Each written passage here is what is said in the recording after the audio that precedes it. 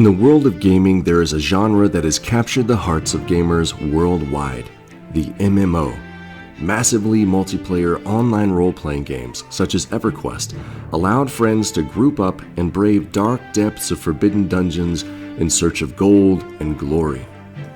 I recently sat down with Chris Perkins of gaming company Visionary Realms to discuss their development of Pantheon: Rise of the Fallen, a game that seeks to recapture the magic lost in modern MMOs, while also pushing boundaries of game development with exciting new systems and features.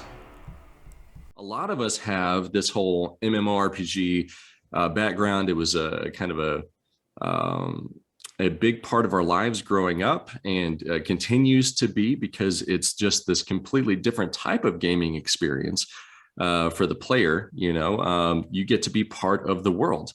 And that's kind of what I want to go into with you guys, because I think Visionary Realms is trying to recreate that spirit of what an MMO is really all about. You have aspects of it that draw the player in, make them feel like they're really part of this world, and that they're not really following this kind of scripted set out course for them.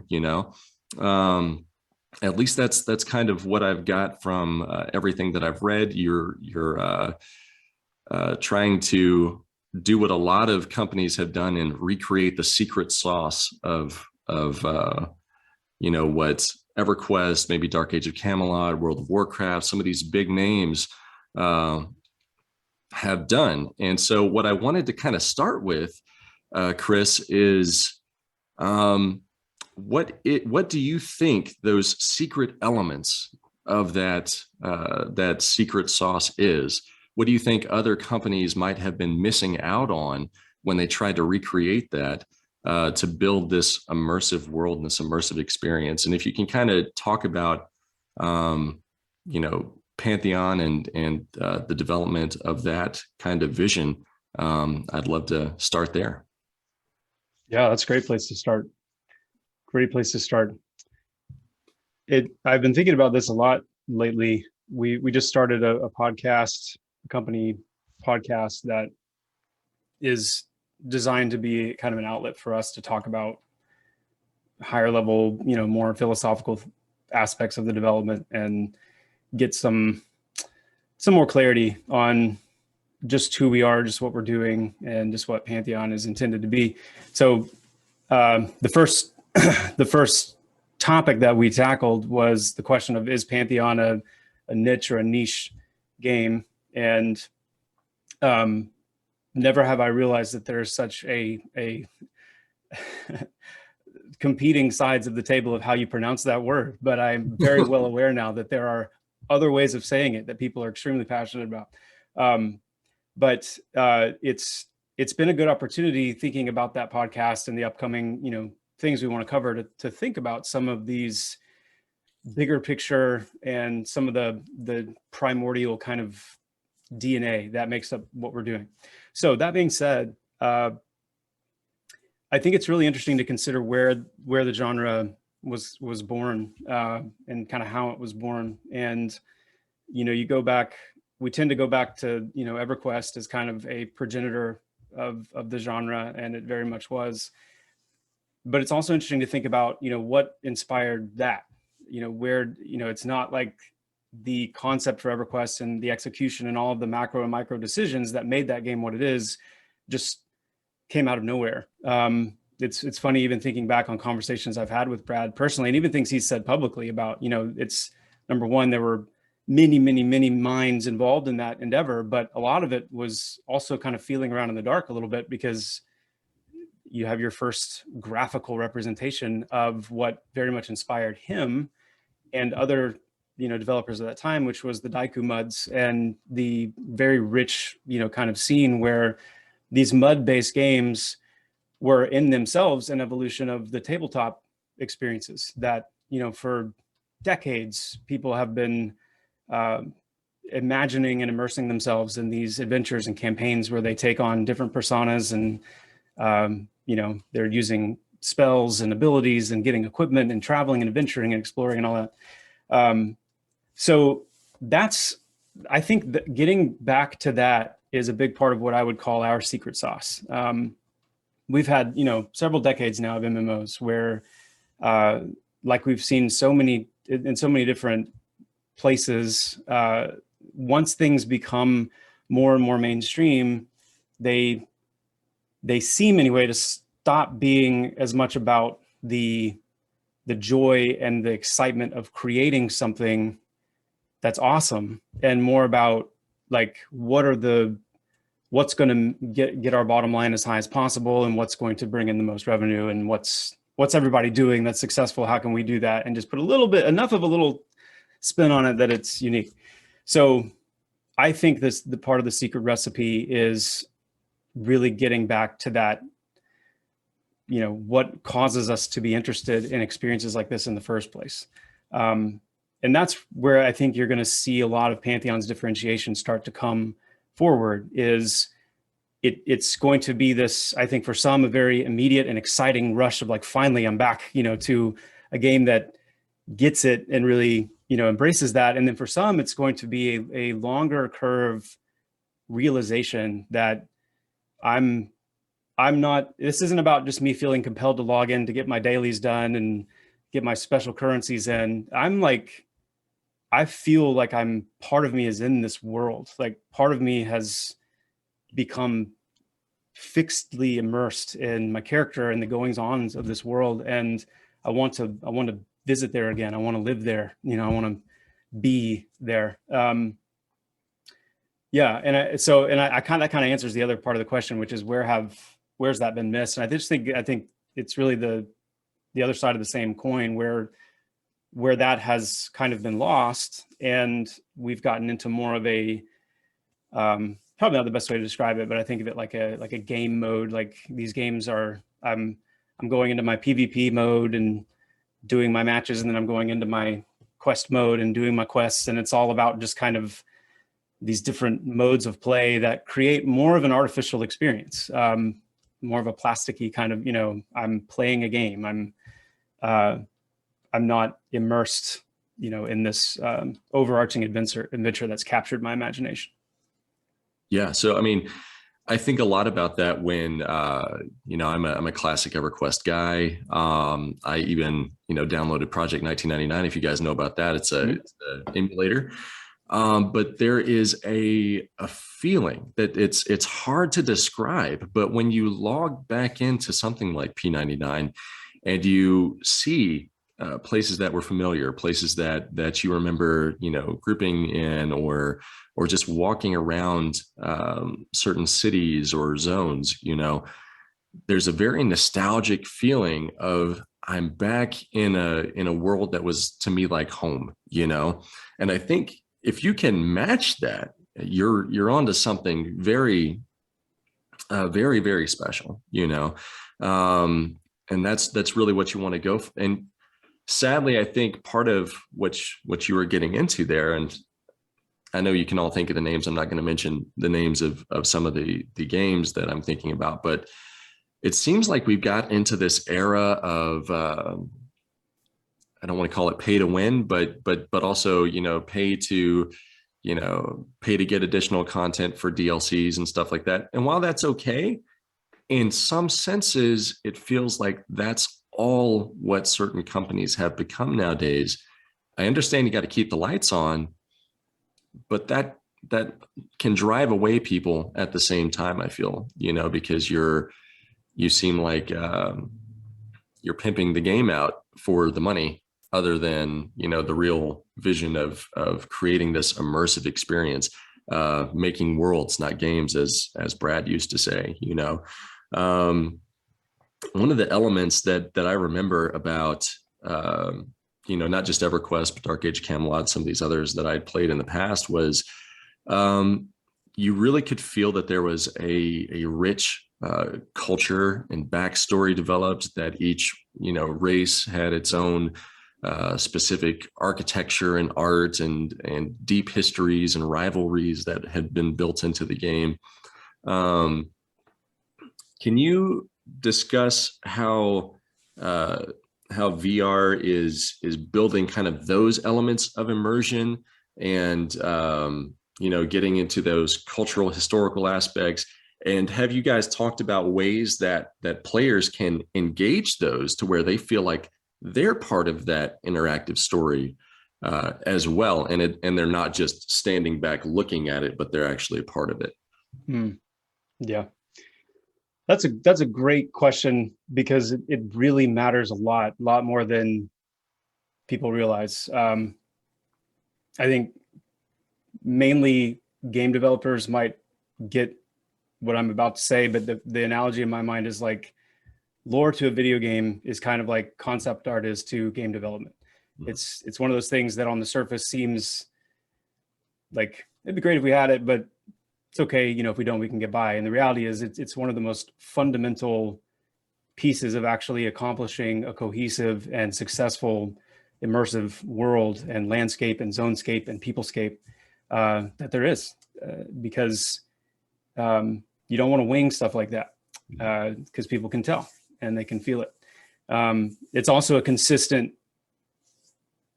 criticism, I guess you could say, of, and it's something that you hear a lot with new games, especially depending on how well they've accomplished this, which is this resounding kind of refrain in the community wherever they're communicating to say, why am I here? Like, once you get past the veneer of like, okay, it's a new game, maybe some new mechanics, the excitement is starting to wear off a little bit. It's like, what do I really care about why I'm here, or what it is that's going on around me? And what is the game doing? What is this experience doing to fold me into that? Or is there even anything to be folded into, is what I'm seeing on the surface, all there is. So one of the things that makes me premierly confident about Pantheon as an eventual experience when the game is launched and people are playing it is just the sheer depth and care that we've taken to craft macro and micro context and lore and world, the who, what, where, when, why. But we've done it specifically in a way not to make the player the hero and not to make everything center around the player, because the reality is, as cool as that may feel, and it's cool. Star Wars: The Old Republic is probably up there with one of my favorite MMO experiences, because I'm a huge Star Wars fan, number one. But it does such a good job of making you feel like a true protagonist in these things, and that's fantastic. And as an experience, it was fantastic. But it also has a substantial effect on replayability and a sense of like, I may not want to, I don't have any sovereignty here as a player. I'm not sovereign over my path and my choices and my character. And so we've intentionally done this kind of dual thing. We've developed an amazing landscape of lore and story and setting and history. And we've set some really significant cards up for how things are going to unpack and unfold for the future. But we've placed the experience of playing Pantheon into more of a non-linear, non-protagonistic kind of experience, so that the player really is free. The player really is sovereign to engage in that to whatever degree and extent they want. Part of achieving that has been finding a way and designing through a way to emancipate an MMO from this on-rails quest hub type game progression.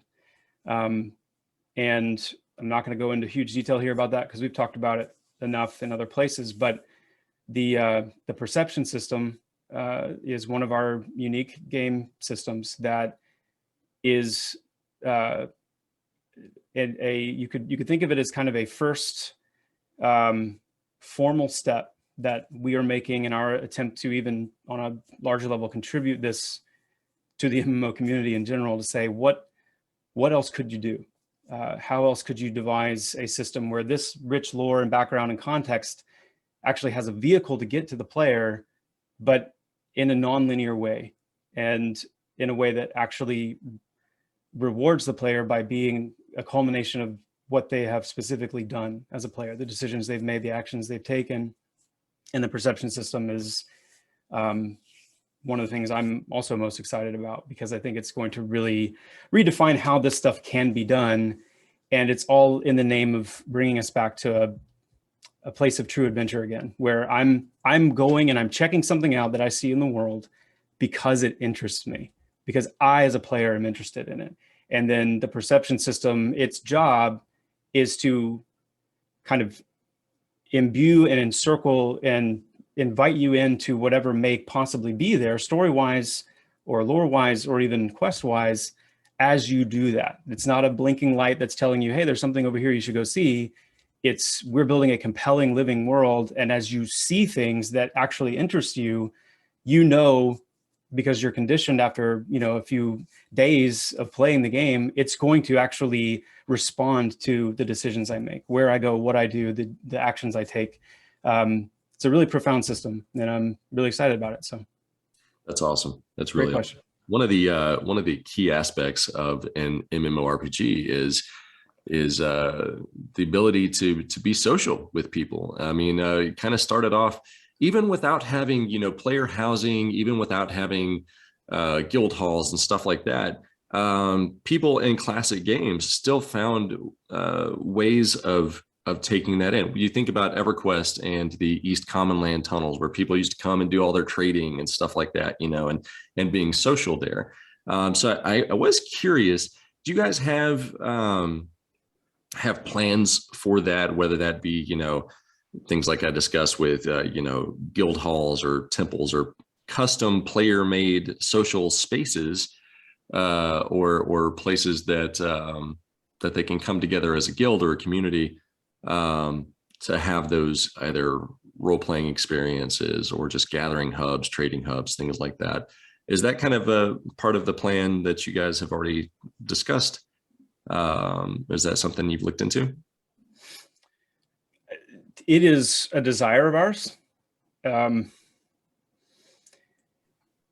This is one of those funny things that, like, if you could go back to when EverQuest, let's say, was being developed, and I would be willing to bet, I think that there was no one that raised their hand and said, I've got an idea, I've got a brilliant idea for this social gathering hub that will become kind of the quintessential trading area and experience in EverQuest, and it'll stand the test of time. Like, nobody knew that. They just needed a way to connect East Common Lands with the Northern Desert Borough. And so they built a tunnel through the mountain. What the players did is, the players who live and breathe that world and who spend a lot of time, you know, going to Freeport, because Freeport was the connection point between Fadeware, the continent, with Fadark and, you know, the dwarves, the elves, the gnomes. Mm-hmm. Plus, you know, you had a bank there very close by in northern Freeport, and you had the Dark Elf area, you had the halflings close by off Kithkor. You had, you know, the evil races, the ogres, the trolls that could make it there relatively easily. You had what became, as the culmination of all these different gameplay elements, a place where that ended up occurring. The interesting thing about that is it's something that I would say is, it's hard to design for that, and it still feel natural. It still feel like a naturally occurring thing. And, you know, that's a theme of mine, pretty down to the very core, is player sovereignty. I want Pantheon to be an experience where the players feel like they're not being designed purposefully into this place, but I fully expect there to be places that, by the nature of the player migration tendencies and how all of the different connecting points and sinew and tendons of the world come together, where we're going to see places like that pop up. I would love to see it for every continent, for each of the continents. But we do want to provide players with the social tools, and even vastly improve those social tools, so that we can, you know, all the more kind of empower them in their trading and in their, you know, discourse with other players and whatever else they want to do. I mean, World of Warcraft has a great example as well with the Barrens, where the Barrens became this kind of phenomenon of, you know, a place where social chat and engagement kind of went to another level. And there's examples from lots of other games where there have been just these phenomenon type occurrences, these emergent type happenings that we're just really excited to see. We don't necessarily want to predefine. Right. And that one of the things that is important to me, and I've been asked this question to relay on, but my family kind of got together and we would bounce from different MMOs with each other. There was a few of us that that could care less about the the fighting and the raiding and all of that, but ended up becoming dedicated crafters and sat there and crafted their way through the game. And I'm reminded of, I don't know if you've played Star Wars Galaxies, but they had, kind of dedicated crafting classes. They had people that that felt like they were actually making things that were actually usable. In some games, there's always been this thing where, yeah, you could create stuff for the newbies to make, but by the end game content, all that didn't matter anymore because you got to get the raid boss killed to get the magical sword that you need or whatever. And it's going to beat anything that players can make. Have you guys discussed crafting and really fleshed that out as to how meaningful that's going to be in Pantheon? And are those players going to be able to create things that are going to be usable kind of throughout the life cycle of the game?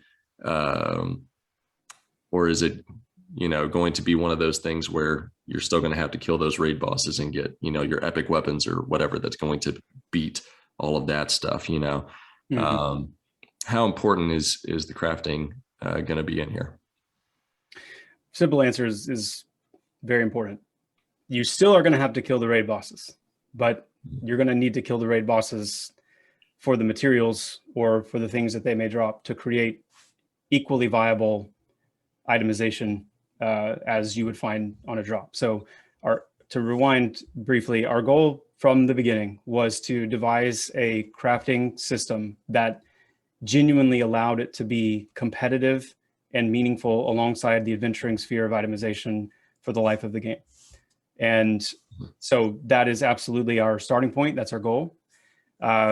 We're very aware that there are those individuals who find their deepest satisfaction in trade skills and in building that persona for themselves and building these, large networks where they are the go-to people for various things. It's what actually excites people and keeps them up, with excitement, because that's how they envision themselves. And we want to support that completely.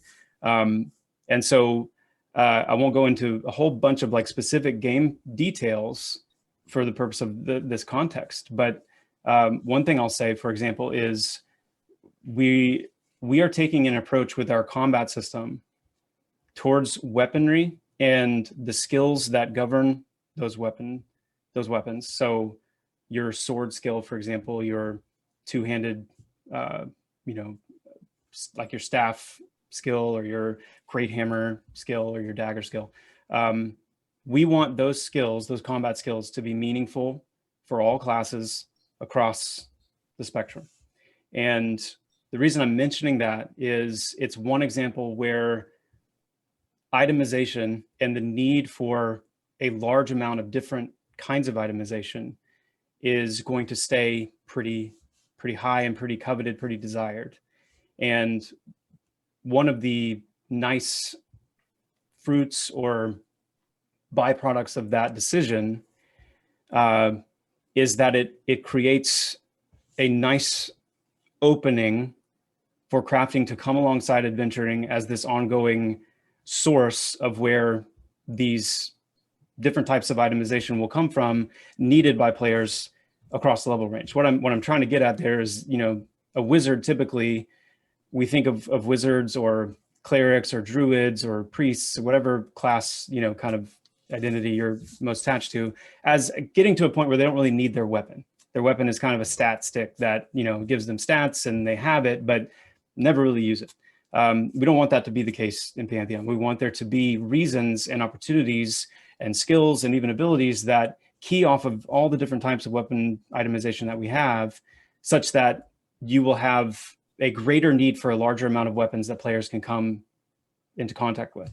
The key also is by offloading some of the iconic weaponry and armor and itemization into the crafting sphere, so that there are exclusive items that are needed by players that only exist within that sphere. If you can get everything that you need through adventuring, then there really isn't any need for crafting, on any kind of fundamental level. Whereas in Pantheon, there are going to be many items and even types of items that are going to be unique to that sphere, and therefore crafters, that's one reason why we expect them to be relevant throughout the life of the game. That's awesome. To kind of key into that, I know we were just talking about that in-game content and the journey that players are taking. One of the things that always interested me was you would have players that would kind of zoom as quickly as they could through their levels to get to that in-game rating content, to fight the big boss, and to get their epic weapons and all of that stuff. Whereas, I really enjoyed the journey of finding new places and discovering things in the kind of middle tier of just working my way towards that end goal, right? Have you guys thought about different strategies that you were taking to keep players engaged through the journey of their character, where it wasn't just a race to the top, Such a great question. Trying to think of a good way to succinctly answer that, because there's lots of pieces that come into play there. On one level, going back to what we were talking about at the very beginning about Pantheon, we're wanting to make a very adventure forward, exploration forward type game. And in order to do that, we are building a world that feels like that. The best way I know to describe it, and it might not be a good way because it's something that makes sense to me and my experiences in MMOs, but they have, especially of late, they've felt very what I call corridor driven, in that they seem like they're open world or like there's these vast landscapes, but the reality is there's only certain paths that you can actually move through, whether that's because you're walled in or there's mountains or there's gaps that you can't jump across or whatever.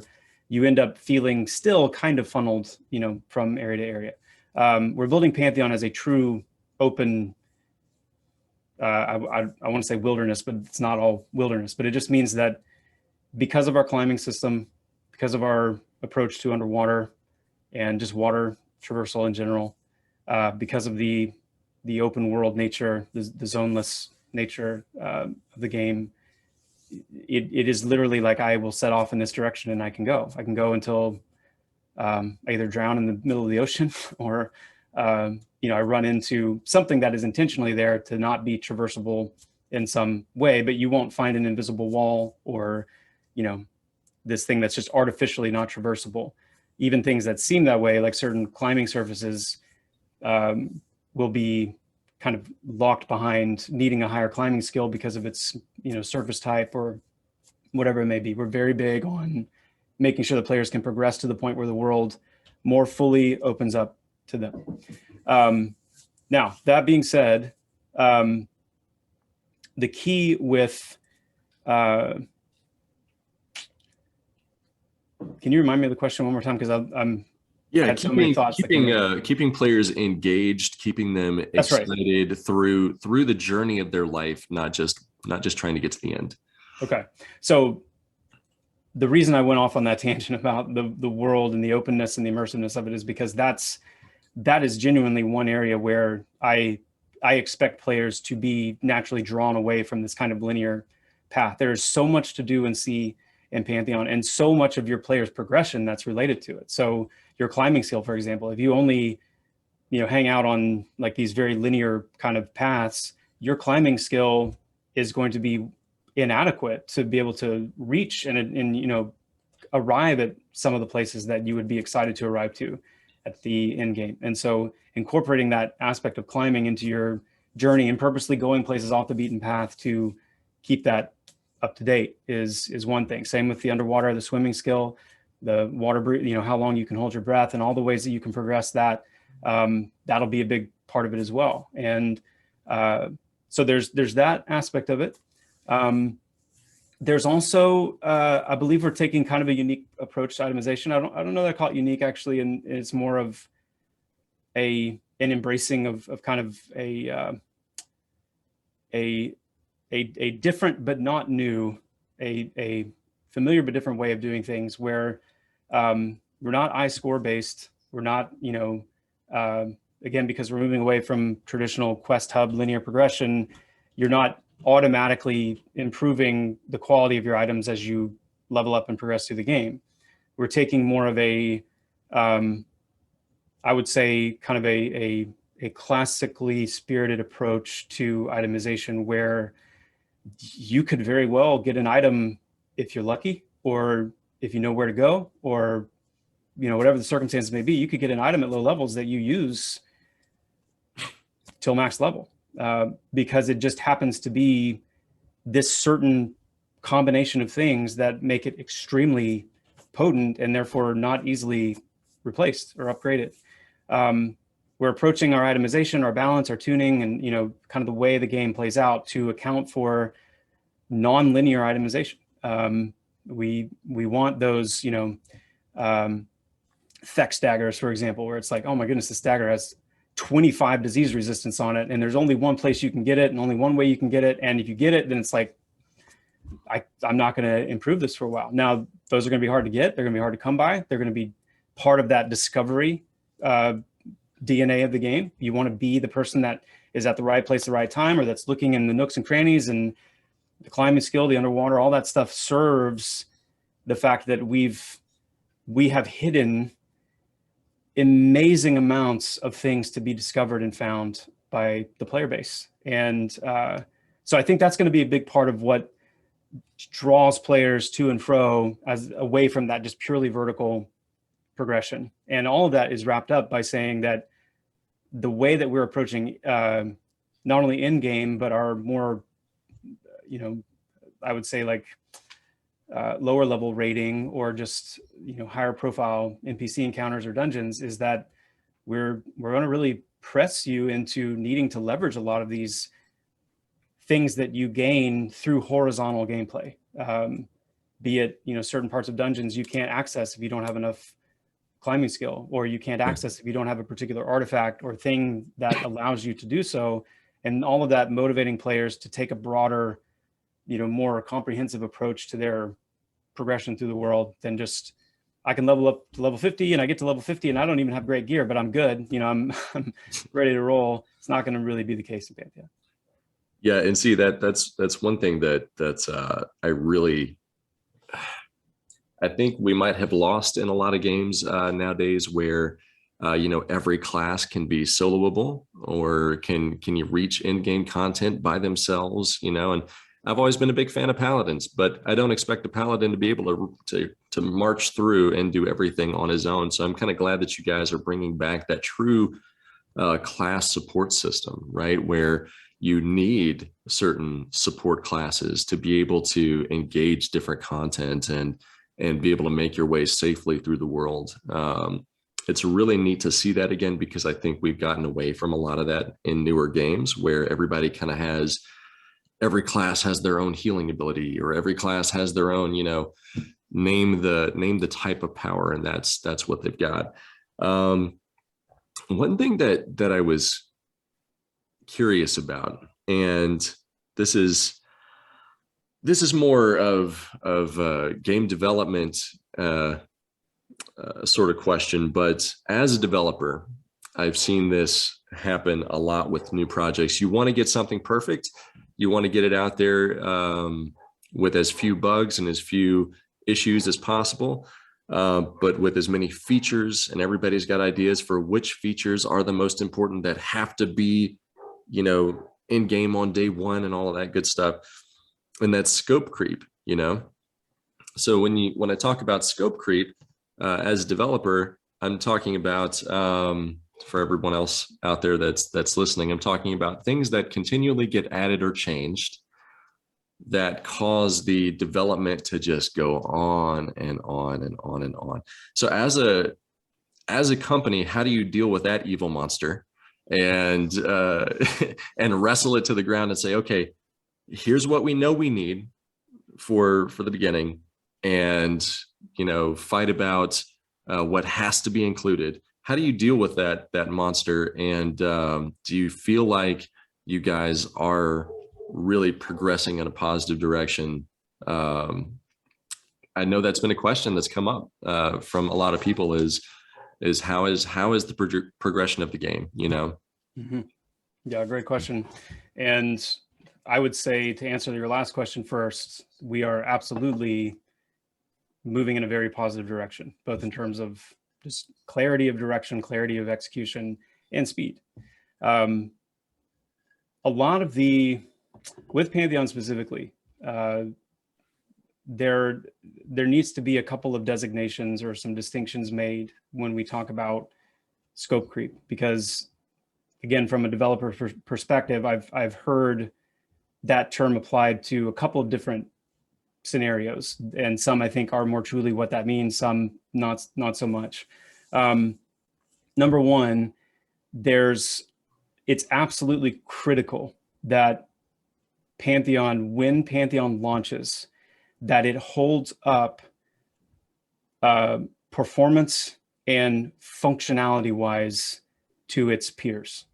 If Pantheon launches and it does not play well, does not perform well, it's buggy in regards to its functionality, it's crashing a lot, or lots of frame rate issues, or what have you, then we are in a day and age now where that is very difficult to recover from. There is a kind of scrutiny and expectation that players have of a certain degree, and I'm the same way. Like if there's a new game coming out and I play it and it plays like junk, I don't have a whole lot of confidence in this being a place where I want to invest my time and invest my money and all those things. So it's absolutely critical that we, and I'm speaking back to a couple of years ago when we did our major refactoring of the majority of the programming of the code, and kind of took a new look at our tooling and how we wanted to fix our scaling and our code-based issues, while also positioning ourselves to develop the kind of tools and finish the kind of tools that we knew we needed to make the game as quickly as possible. Sometimes you have to make those decisions, and I stand by and firmly believe that had we not made that hard decision, that we would be flirting with potentially having to launch Pantheon in a state where we would have been looking at much lower chances of success for those technical functionality performance type reasons. When we're talking about scope creep in terms of features, or how long is it taking to develop the game and what of that is related to features, there's a lot of, in an open development cycle, you run into a lot of issues that you would not run into in a closed development cycle. When you are only talking about a game 6 months, maybe up to a year before it launches, then you've already done the work of, this sounds good on paper, didn't end up being what we had hoped in implementation, so we need to tweak these things. Or these are all the things we had hoped to accomplish with this system. We've only publicly talked about the first couple lines of that, but ultimately we have had a larger vision for how we want this to work. And sometimes you have to cut that. Sometimes you have to cut your losses and move on. Sometimes you have to cut the system completely because you can't get enough of it in place, or you don't foresee being able to get enough of it in place to actually have it hold up and be an additive part of the experience. And then sometimes you find runway to really fully bring more of it into being. And when that case comes, the decision is not, well, we potentially, it looks like we've got time to execute this and actually get this done. it really becomes about, is it necessary? Like, there are a lot of decisions that we make on a daily basis, in some cases, depending on, you know, certain little stretches we've been in, where we have had to cut things that we're very excited about because there's just no feasible runway for it. And that goes, that has to do with features. Climbing is a great example of something I think our community feels like was a massive, like, resource dump for us when it was not at all. And climbing is actually something that we have been able to implement and get into a good place very quickly. And there are still, you know, some improvements that we have planned for that, but it's been a very low resource thing. When in fact, a lot of our features, whether we're talking about climbing or dispositions or climates or, you know, what it may be, our real development constraints are much more in the art department. And that means, you know, having the assets that we need to build the world, the NPCs, the, you know, the variations on player characters for customization, the armor, the weapons, the props, the environments, all that stuff. That's where, when we talk about scope creep, or we talk about constraining the scope and scale of the project to something that's feasible, that it is not a feature related concern. Our features are very tight, they're very clear, and there's just a crystal clear roadmap of where those fit in and getting those in place. It's more, these are the total amounts of areas we want to build. Can we build all of those? These are the total different amounts and varieties of NPCs that we want to have, and the way we want to do armor customization and all of the different kind of unique, bespoke, special armors, weapons, NPCs, places, spell effects, audio. Like, where might we need to pare that down and pull those things back and not compromise, you know, the size and the impact of the game world and all of its characteristics, but make sure that we're able to launch the game in a timely manner. And that is definitely the most challenging part for us, is drawing the right lines in the sand on those specific areas. Right. One of the things that I'm always curious to hear about is the fun factor of a game, and making sure that you are keeping that fun factor alive. I know you talked about niche or niche gaming, however you want to pronounce it. Being, you know, some people might consider that, back when we think about EverQuest, you know, there was real fear to dying. You had to go back and get your corpse to get all your stuff back, or you might lose it, you know, and there was an experience penalty, you know, that you would have to gain back that experience that you worked so hard for. So how do you find that balance in a game, especially when nowadays, I would say modern MMOs are nowhere near as challenging as it was before, but there's certain aspects to that I think are very important. You know, if you don't have that fear of the challenge, then, you know, you might just sit there and you know, you run through a dungeon and say, okay, well, I died. Okay, well, I'll just go back. It's not a big deal, you know. But there's things that you remember about certain zones and certain levels just because of those sort of aspects. So how do you balance that? Is that something that you guys have discussed in the past? Is there, you know, plans on maybe making that different per server or anything like that? Like, what are your thoughts there? Yeah, I think server rule sets are number one. I feel like that's my pattern here, is to answer your last question first. But server rule sets are a great way to explore lots of different amplitudes of certain aspects of the game. So something like a PvP server, for example, is a no-brainer, and it's something we absolutely want and plan to have, because I think PvP and Pantheon could be absolutely amazing and on so many levels.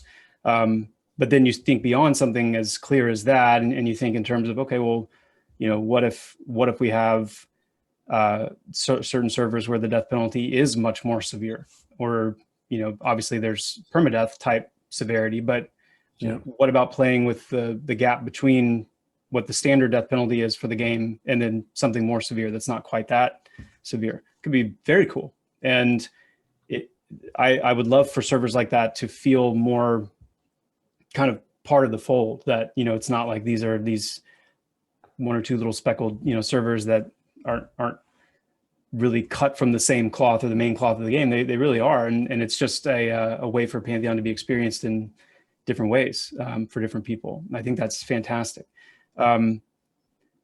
So I don't see server rule sets as like a cop out, like let's do something one way, but then we can always put servers out there. I really do think that they're legitimate, and I think it gives us some cool opportunities to explore some new things. When it comes to like the standard game experience and some of these questions about how far are we going to push certain things, and that goes back to the podcast I was just referencing earlier. And one of the main the death penalty is the kind of example I chose to use in that niche conversation, because it is so potentially polarizing, and it can be, depending on how intense and how strong the penalty is, can have a very profound effect on the gameplay for sure, but also on the player base and the way that we're actually, there's so many different angles I could approach this from, but I think the most important one is we have to make sure that our game systems are not parasitic to themselves.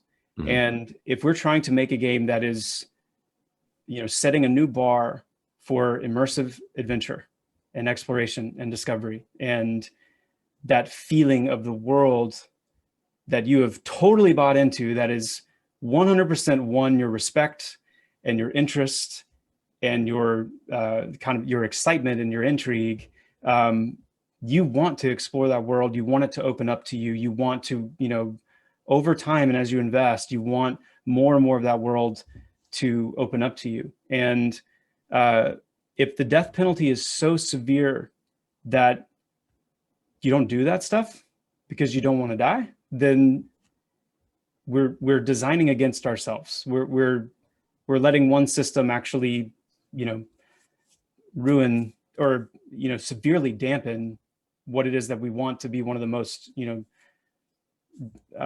enjoyable, satisfying experiences of the game. Now, that being said, I want to make very clear that I 100% believe and am convinced that without a death penalty of some kind, that you feel that it needs to be felt, the game takes on a very plastic nature, and it actually does a lot to de-seat you from the immersion of the experience, because you are no longer concerned about what's happening. In fact, at its worst, you are actually leveraging death as an unintended travel mechanic. And that's, to me, that's when we that's when we've reached the all-time, like, what are you doing? Why even have this? If death is literally so thoughtless and pointless that it just lets you travel around, then there's been some some roads that should have been less taken there. For us, though, we want to find that balance comes when we say, okay, what is a death penalty that is going to genuinely create tension? So if crap hits the fan and you find yourself in trouble, what's going to make you care about that? What does the death penalty need to be to cause you to care and have genuine, palpable tension, fear for what's about to happen? We have to balance that with how many ways there are going to be in Pantheon to die. Like, we are talking about a couple of decades removed from EverQuest here. So with EverQuest, no question, scary, very scary. But there were only a few ways to die, for the most part. And it was getting stomped on by a sand giant without expecting it, or finding yourself on the wrong end of a train, or being too deep in a dungeon and there's a bad pull and all of a sudden you're overwhelmed. Like, that's how you died most of the time in EverQuest, unless you're skilling up swimming and you forget and you run out of breath and you can't get up in time, or you fall off some slippery, little bridge and you fall to your death, those kinds of things. But with the way that resurrection and experience recuperation worked in EverQuest, it definitely got to a point, especially at the higher levels, where you weren't worried about death anymore. You could build up enough buffer experience. You knew if you died, you had a 96%, experience regain. And it really did get to the point where it's like, so I would say on one hand, there's ways we can improve the death penalty in that we make it, more ubiquitous, and it's something you want to avoid. We don't want it to get to the point where it's like, I don't care anymore. So I think there's actually ways we can improve on it there. But I also think, because you're talking about dispositions for NPCs, for example, where you could find yourself in some cases unexpectedly dealing with a situation that you just can't get your senses and your stuff together quick enough to respond. And then you die and you're beat over the head with some really intense death penalty. That happens to you a few times, and that's going to dramatically affect as a developer, like how liberally I feel like we can employ those unique dispositions or those unique fractures or unique climates, and then weave several of those things together in ways that create very precarious situations. That it's just very important that we land on something that creates tension, that doesn't make the world feel plastic, like who cares, but that allows players to explore, experiment, take risks, try new things, and enables them to get back into the action a little bit more quickly, because that's the bigger and bit more vast that you build the world. If we want to keep to that goal that we've stated from the very beginning of a 2 to 3 hour core play experience, that's the other part of the consideration as well, is how do we make sure that death can happen, that tension is there, and there's genuine feeling of wanting to avoid death, concern about what it brings, but you're also able to get back into the action more quickly and continue on with what you're doing. So this is a huge topic. There's so many different things that I could pull in and talk about here. But to conclude, I just want to double down and make very clear that I believe strongly, and our team believes strongly, that a death penalty of some kind is vital to creating that real exchange of being immersed into a world where you respect it and you care about what happens to you. And that is the basis for so much of how Pantheon will be experienced as a whole, is that fundamental point. 100% agree. Definitely agree on that one. One of the things, and just being respectful of your time, I know we're up on our hour here, so I wanted to give you a final kind of fun question here. And I absolutely love the fact that you guys seem like, at least when you look through the race list and class list, on one hand, you do have some features that seem very respectful of traditional character archetypes and cultures and that sort of thing.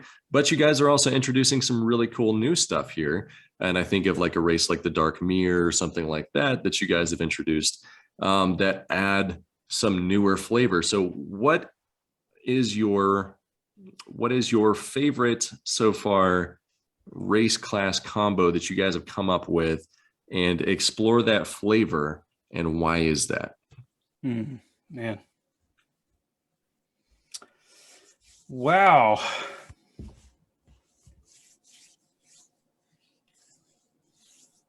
I feel like I always have to be careful with questions like this, because I don't want me saying this is my favorite to be construed as like, or misconstrued as, well, this one's going to get special treatment or, whatever, because that's not the case.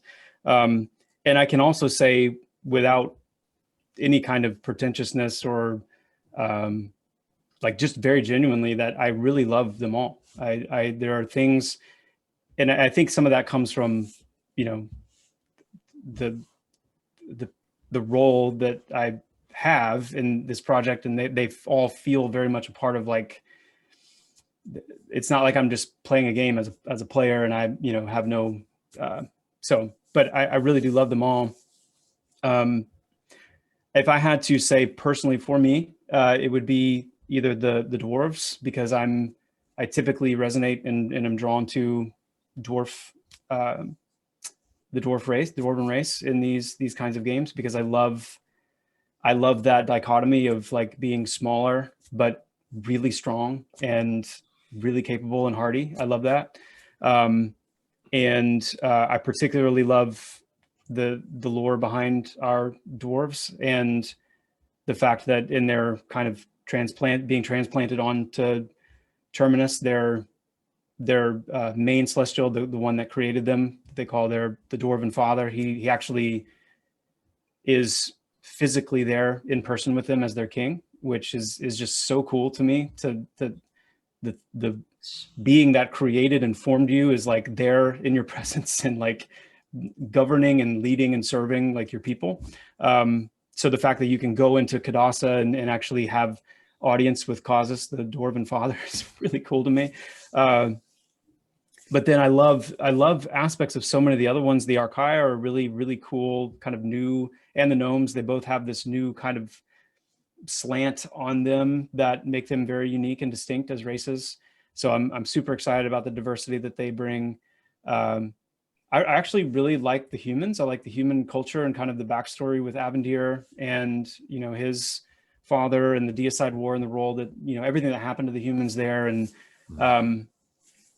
I think that's probably where I would go, is just the lore drives me into so much deeper interest and excitement about the races than I would normally have, which makes me really excited for players who play Pantheon, because they're going to be able to eat all that up. And, you know, I think we're going to see a lot of really cool connections that people are making with the different races, where they've come from, where they're going.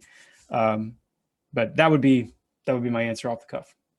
Absolutely. Lore is probably one of the most important parts to me, as far as that immersion that we were discussing before. So I'm really happy that you guys have delved so deeply into it, because that's what's going to bring people back. I won't mention at all what my favorite race might end up being. Well, you know how our gnomes, like, you're aware of what our gnomes are like, right? Yes, they are much different than what I remember. I'm a traditional Yeah. EverQuest gnome junkie.